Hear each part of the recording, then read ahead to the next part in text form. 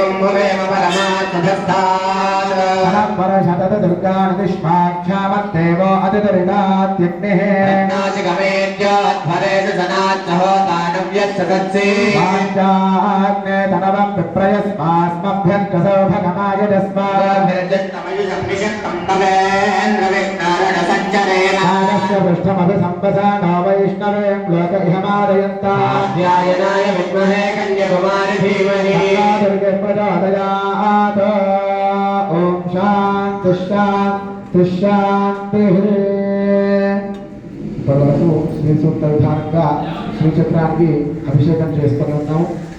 అలాగే గోక్షీరం అంటే సాక్షాత్తుగా ముక్కోటి దేవతా స్వరూపం ఎక్కడ ఉంటుంది అంటే గో స్వరూపంలో ఉంటుందంట. మనకు గుడికి వెనకాల భాగంలో గోమాత ఉంది, రోజు పాలు ఇస్తుంది. ఆ పాలని ఇప్పుడు శ్రీచక్రానికి రోజు అమ్మవారికి అభిషేకం అవుతుంది. అలాగే ఇప్పుడు శ్రీచక్రానికి చేసుకొని ఉన్నాము. అంటే గవామంగేషు తిష్టంతి భువనాని చతుర్దశ యస్మాత్ తస్మాత్ శివం మేస్య అతః శాంతిం ప్రయచ్చమే.